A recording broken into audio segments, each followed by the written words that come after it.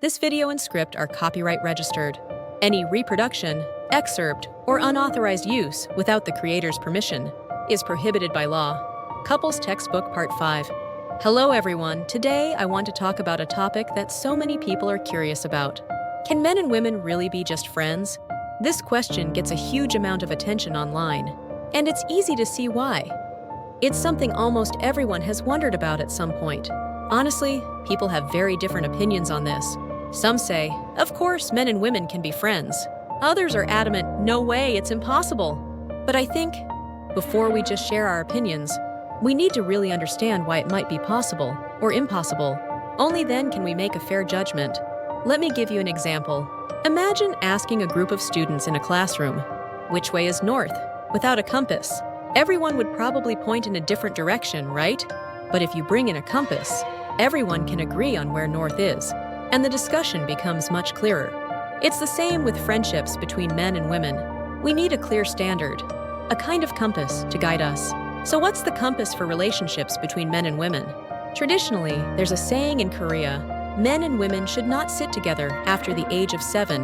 Originally, this was about keeping a respectful distance in Confucian society, but I want to interpret it a bit differently today.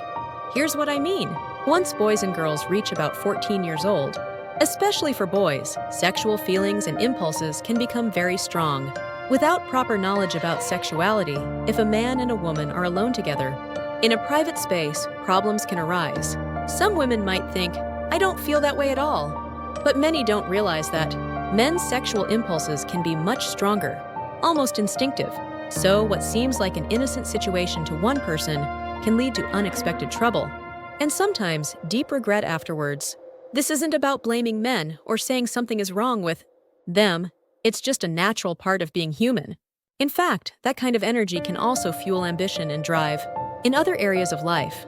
That's why it's so important for both men and women to understand and respect each other's feelings and boundaries. So, if you want to maintain a friendship with someone of the opposite sex, I believe you need to follow this main principle.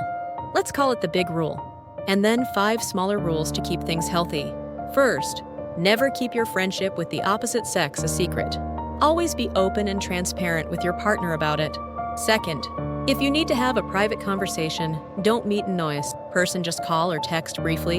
Third, when you do meet, do it in a group or bring your partner along.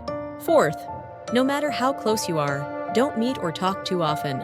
Put yourself in your partner's shoes and imagine how they'd feel.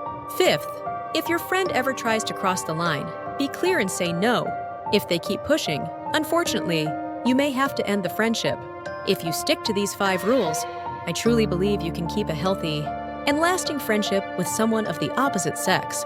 One more thing I want to add. Just because you have a boyfriend, girlfriend, or spouse, don't cut off all your longtime friends of the opposite sex.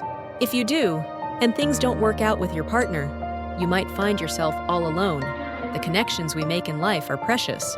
They can bring us strength and beautiful memories when we need them most. So, if you ask me whether men and women can be friends, I'll say yes, absolutely. But it takes mutual understanding, respect, and clear boundaries. Cherish your special friendships, everyone.